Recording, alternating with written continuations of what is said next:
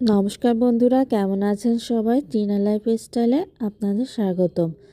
আজ গিয়েছিলাম আর কি ঘুরতে, যশোরের গ্রামের ভিতরে আর কি ঘুরতে গিয়েছিলাম। এই দিনকে আর কি অনেক কুয়াশা আর অনেক ঠান্ডা পড়েছে। তাই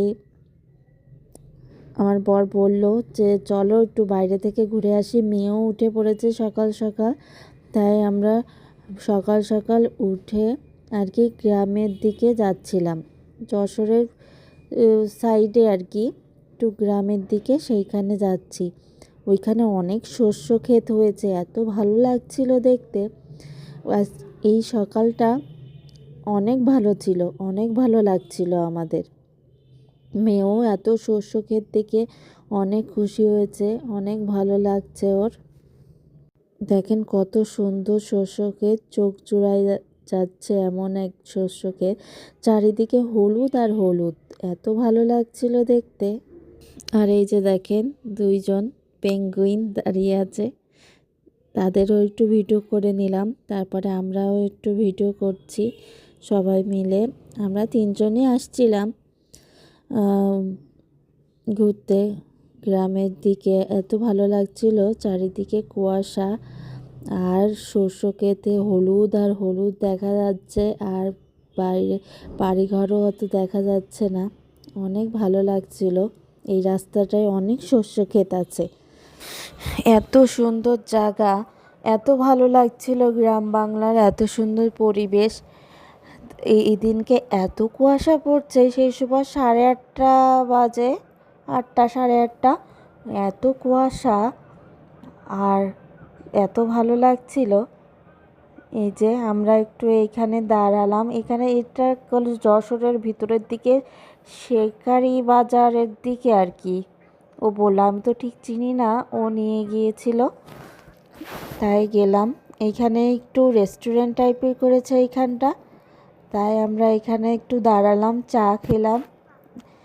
এই যে শীতের সকালে আর কি দুজনে মিলে 1 কাপ চা খেলাম। 1 কাপ খাইনি, 2 কাপ চা খেয়েছি। এতটা সুন্দর মুহূর্ত আমি বলে বোঝাতে পারবো না। খুবই ভালো লাগছিল সময়টা আমার। মনে হচ্ছিল এই সময়টাকে ধরে রাখি, সময়টাকে যেন যেতে না দিই। কিন্তু সময় কোনো দিন কারোর জন্য বসে থাকে না, সময় চলতে থাকে তার আপন নিয়মে। দেখেন এইখানে জায়গাটা, রেস্টুরেন্টটাও অনেক সুন্দর। এই যে অনেক ফুলের গাছ আছে। মেয়ে তো একটা ফুলের, গন্ধরাজ ফুল হয়তো বা, আপনারা একটু বলবেন ওটা কি ফুল। কি অনেক সুন্দর গন্ধ, বাবাকে শোনাচ্ছিল, গন্ধটা শুকাচ্ছিল, আমিও শুকলাম। অনেক ভালো ছিল, আর মেয়েটাও খুব মজা পেয়েছে। এই জায়গাটা অনেকটা মনে হচ্ছে সাজেক সাজেক ভাব। এই যে ও চা এনে আমাকে দিল, খেলো। চাটা বেশ ভালো ছিল, এলাচের গুঁড়া দিয়েছে, বেশ মজা ছিল। আপনারা এদিকে কেউ আসলে অবশ্যই এই মামার দোকানের চাটা খাবেন, অবশ্যই খুবই ভালো ছিল। আর শীতের সকালে এই গরম গরম দুধ চা, শীতের সকালটা একদম জমে ক্ষীর, তাই না বলেন? খুব ভালো লাগছিল। মেয়ে একটু বিস্কুট খেয়েছে, একটু চিপস খেয়েছে, ওর যে বায়না। এই যে এই ফুলটার কথাই বলছিলাম, গন্ধরাজ ফুল না কি ফুল আমি ঠিক বলতে পারছি না, আপনারা বলবেন এটা কি ফুল। আর এই যে মেয়ে শুধু গন্ধ শুকেই যাচ্ছে। ওখানে রেস্টুরেন্টের যে দায়িত্বে আছে, সে বলছে যে তুমি নিয়ে যাও বাবু। তারপরে ওকে ওই ফুলটা আর গোলাপ ফুলটা দিয়েছিল। তা বাড়ি আসতে আসতে সেগুলো গাড়ির ভিতরেই ছিঁড়ে চলে গেল, কিন্তু গোলাপ ফুল দিয়েছিল ওকে। আর এই ফুলটাও ওর পরে যে শুনছে ওই কাকুর কাছে যে কাকু এই ফুলের নামটা কি। তারপর আমাদের বাড়ি ফেরার পালা। দেখেন এত সুন্দর লাগছে, পাশের শস্য ক্ষেতে আর কুয়াশা মেলায় একটা অসম্ভব সুন্দর একটা পরিবেশ। আমি যেন বলে বোঝাতে পারছি না। এই যে দেখেন দুটো ফুল হাতে নিয়ে নাচছে, কিছুক্ষণ পরে আর ওই ফুলগুলো থাকবে না। সবাই রাজা, আমরা সবাই রাজা, আমাদের এই রাজার রাজত্বে। এটা কি একটা পাখি? গ্রাম বাংলার পরিবেশটা এত ভালো লাগছিল। এই যে গ্রামের মানুষ তাদের কাজে ফিরছে, একটু কুয়াশা কাটছে, বেলা বাড়ছে, আর এই যে দেখেন দুষ্টুমি করছে।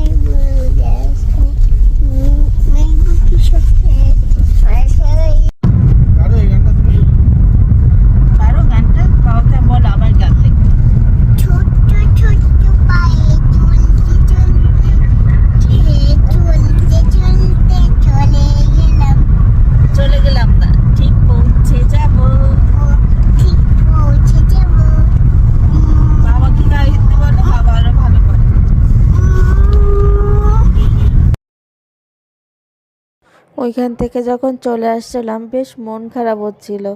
ওই সময়টা ওই পরিবেশটা আমার খুব ভালো লাগছিল। মেয়েরও খুব ভালো লেগেছে আর মেয়ের বাবার তো ভালোই লাগে।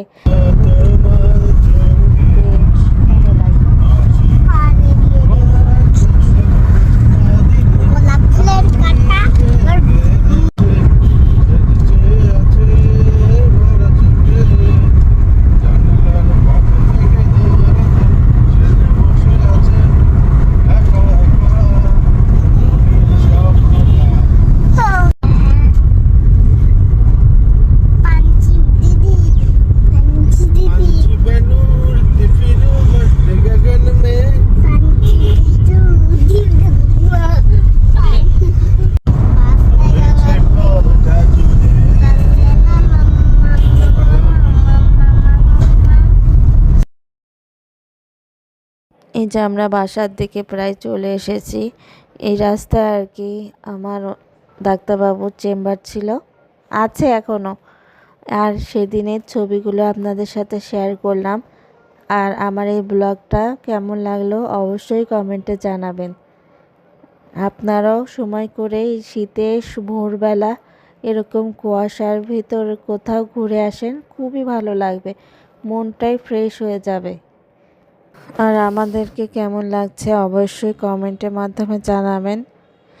আর আপনাদের লাইক কমেন্ট অবশ্যই আমার খুবই ভালো লাগে।